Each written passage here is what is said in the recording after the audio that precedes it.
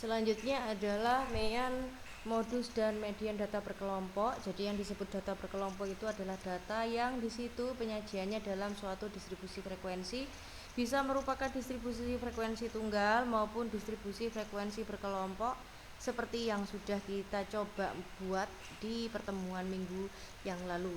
Lalu bagaimana cara menentukan mean, modus, dan mediannya? Mari kita lanjut ke slide berikutnya. Untuk mean data berkelompok sendiri,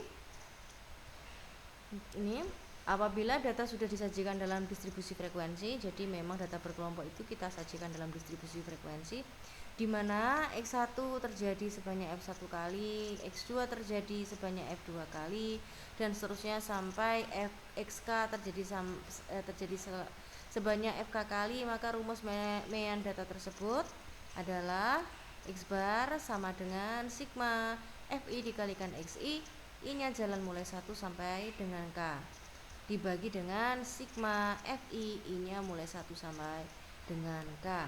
Nah, karena ini sebenarnya sigma FI, I sama dengan 1 sampai dengan K ini adalah N, maka rumusnya bisa kita sederhanakan seperti ini.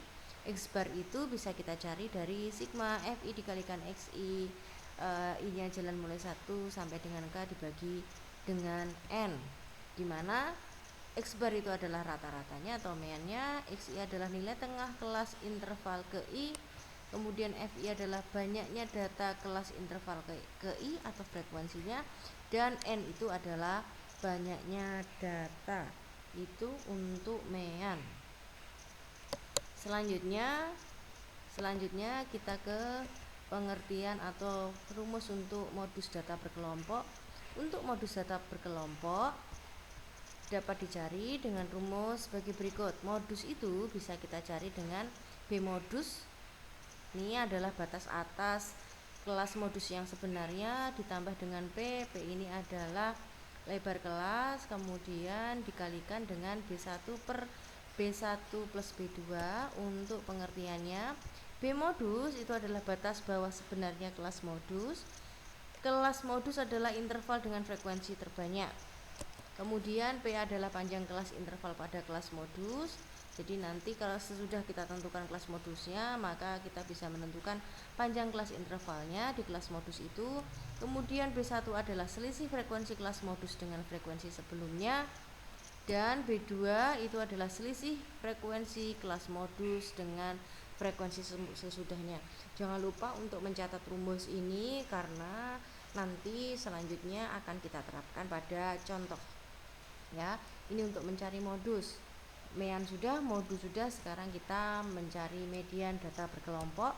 Untuk mencari median data berkelompok sendiri kita menggunakan rumus, yaitu B median ditambah dengan P dikalikan dengan N per 2 dikurangi F dibagi dengan F median. Pengertiannya bahwa B median itu adalah batas bawah sebenarnya kelas median atau kelas yang memuat median. Nah, kelas yang memuat median itu terletak pada N per 2 gitu ya, N per 2. Jadi banyaknya data dibagi 2. Kenapa? Dengan memahami bahwa pengertian median adalah membagi data menjadi 2 bagian yang sama besar. Kemudian P itu adalah panjang kelas median, kemudian N adalah banyaknya data, F adalah jumlah frekuensi kelas di atas kelas median, dan F median adalah frekuensi kelas median. Untuk lebih jelasnya mengenai rumus ini nanti akan kita aplikasikan pada contoh di slide berikutnya. Contohnya seperti ini, misalkan kita akan menentukan mean, median, modus dan mean, modus, dan median dari data berikut. Ini adalah distribusi frekuensi tunggal seperti ini. Kemudian yang kedua adalah untuk distribusi frekuensi berkelompok seperti ini. Nanti kita akan mulai satu persatu. Mari kita menuju ke contoh 1 dan penjelasan jawabannya. Nah, yang pertama, kita tambahi gitu ya kolom yang sudah kita miliki tadi, dimana tadi untuk kolom pertama adalah berat badan ini berarti sebagai XI nya, kemudian frekuensinya itu sebagai FI nya. Nah, kita ganti seperti ini. Kemudian saya tambahkan satu kolom Jadi untuk bisa menentukan mean itu kalian perlu menambahkan satu kolom, yaitu XI dikalikan FI, jangan lupa. Nah sesudah itu XI dikalikan FI ini kita isi ya kolomnya. Jadi sebenarnya sebelumnya kosong, ini kita kalikan 5 dikalikan 10 sama dengan 50, 6 dikalikan 18 108, 7 dikalikan 15 105, 8 dikalikan 12 96, 9 dikalikan 9 81. Kemudian di akhir kita jumlahkan untuk frekuensinya, ini ketemu 64, dan untuk sigma XI dikalikan FI nya ketemu 440. Selanjutnya untuk mencari min kita bisa memasukkan ke sini bahwa X bar itu diperoleh dari sigma FI dikalikan XI, I nya jalan mulai 1 sampai dengan K. Pada kasus ini K nya ada 1, 2, 3, 4, 5, jadi ada 5 ya, dibagi dengan N. Nah karena sigma FI dikalikan XI nya adalah 440, kita bisa langsung masukkan di sini. Kemudian untuk N nya ini adalah banyaknya keseluruhan data ada 64, kemudian kita hitung menggunakan kalkulator, kita peroleh untuk rata-ratanya adalah 6,875. Itu untuk X bar ya, atau untuk meannya. Nah selanjutnya bagaimana menentukan modus. Nah kalian bisa perhatikan bahwa kunci dari modus itu ada di sini, yaitu di frekuensi tertinggi. Jadi dari frekuensi ini kita bisa lihat bahwa frekuensi tertinggi berada pada kelas yang kedua, yaitu di sini frekuensinya 18, yaitu untuk X2 nya adalah 6, sehingga otomatis untuk modusnya adalah 6. Karena apa? Karena dia frekuensinya tertinggi ya, tertinggi ada 18. Itu untuk menentukan modus. Kemudian selanjutnya untuk menentukan median. Ingat bahwa median itu adalah nilai tengah. Jadi di sini saya memiliki 64 data, berarti median nanti itu berada di tengah-tengah. Ketika 64 data itu saya jajar gitu ya, berarti dia nanti ada di tengah-tengahnya.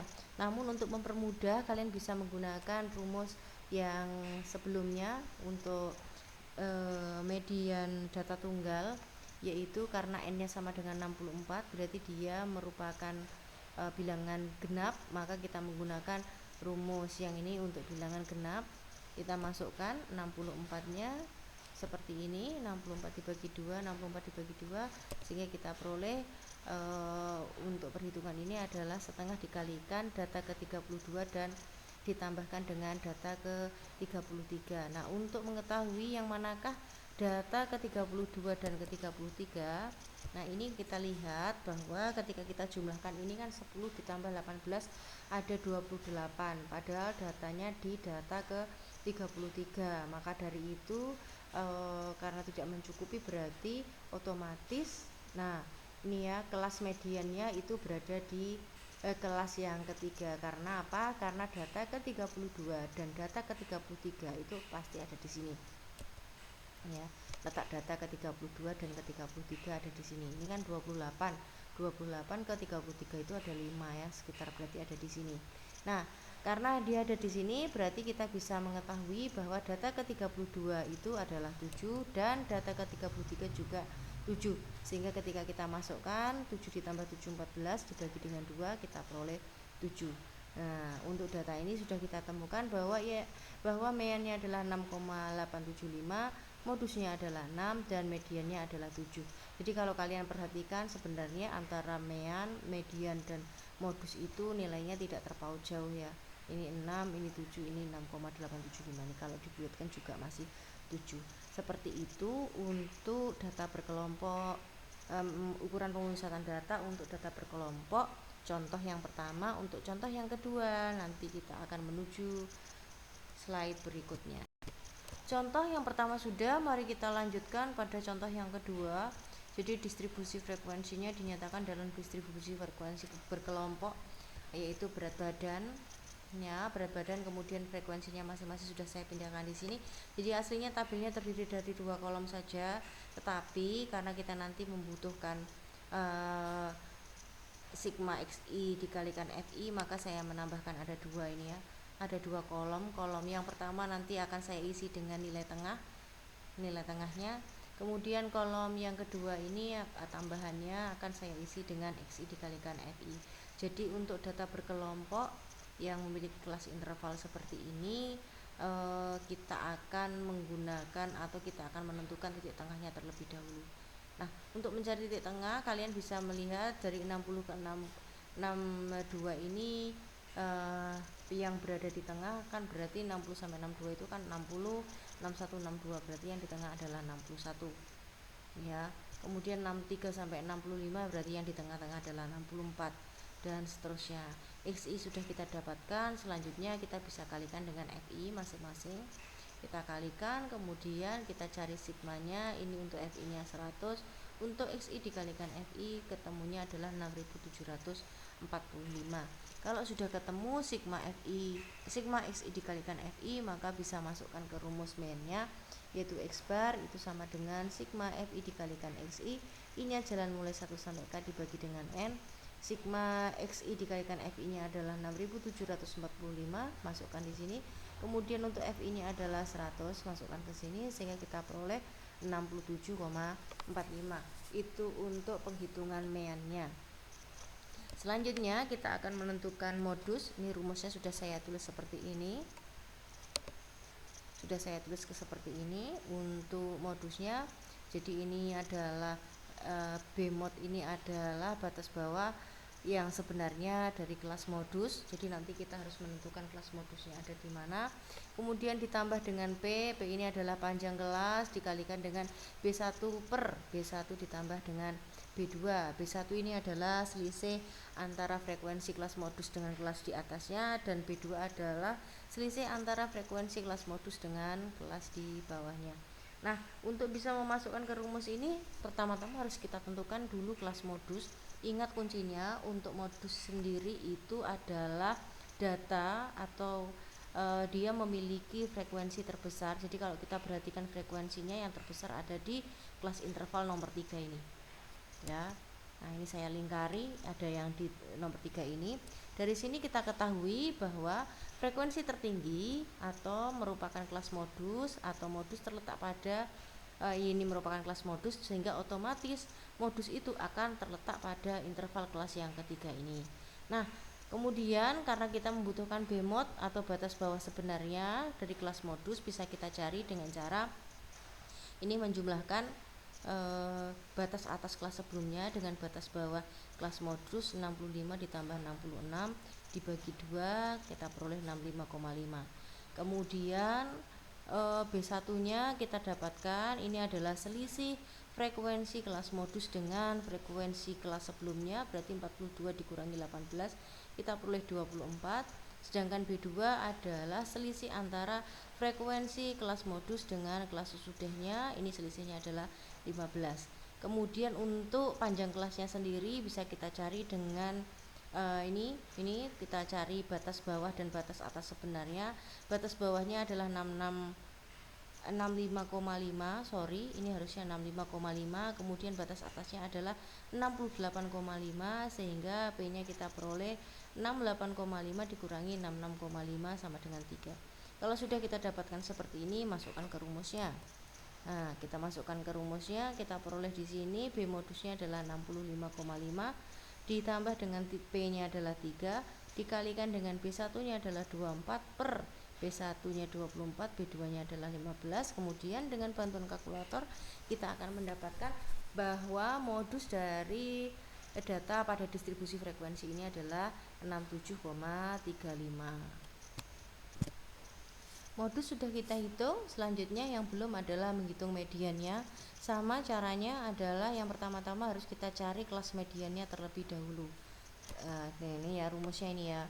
Jadi nanti kita akan membutuhkan kelas yang di situ memuat median dari data, yaitu nanti kemudian kita masukkan ke rumus di sini.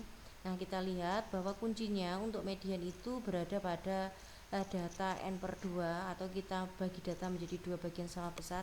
Karena FI nya ini 100, berarti mediannya ada di data ke tengah-tengahnya ya. 100 dibagi 2 itu ada data ke 50. Nah, data ke 50 itu ada di mana? Ini 5, ini 18, ini masih 23. 23 berarti kalau ditambahkan dengan 42 itu sama dengan 65 ya, berarti otomatis data ke 50 ada di sini. Dengan kata lain, karena setengah observasi itu 100 dibagi 5 sama dengan 50, itu berada di kelas interval yang ketiga, maka median juga terletak pada kelas ketiga. Ini ya caranya mencari seperti itu. 5 sampai 8 tambah 18 kan masih 23, belum mencapai ya. Dia harus data ke 50-an. Nah, berarti harus ditambahkan di sini, berarti dia nanti datanya ada di sini. Nah, otomatis untuk frekuensi kelas mediannya adalah 42 karena dia ada di sini. Kemudian untuk F besar ini adalah frekuensi kumulatif di kelas sebelum kelas median. Ini ada 5 dan 18 kumulatif ya. Jadi ditambah 5 ditambah 18 sama dengan 23. Nah, karena kita sudah dapatkan seperti ini, tinggal memasukkan ke dalam rumusnya. Nah, ini ya tadi ya, karena ini kebetulan sama-sama di kelas ketiga, berarti kita tidak perlu lagi mencari batas bawah dari kelas median karena sudah kita hitung di sini. Kebetulan ini sudah kita hitung, yaitu 65,5. Nah, kita masukkan, kemudian P-nya 3, ini 100 dibagi 2 dikurangi 23 per 42, sehingga kita dapatkan di sini adalah 67,429. Kalau kita perhatikan bahwa nilai X bar atau mean, modus dan median itu hampir mirip ya, 67 sekian ya. Memang salah satu indikasi bahwa penghitungan kita benar, salah satunya gitu ya. Nah, tapi tidak semua terjadi seperti ini, nanti hitungannya pasti mendekati karena ketiganya ini merupakan ukuran pemusatan data ya, sama-sama digunakan dalam ukuran pemusatan data. Seperti itu saya kira untuk hari ini tentang ukuran pemusatan data. Untuk selanjutnya nanti kita akan diskusi lebih lanjut di kelas. Untuk ukuran pemusatan data ini bisa saya akhiri. Terima kasih perhatiannya. Wassalamualaikum warahmatullahi wabarakatuh.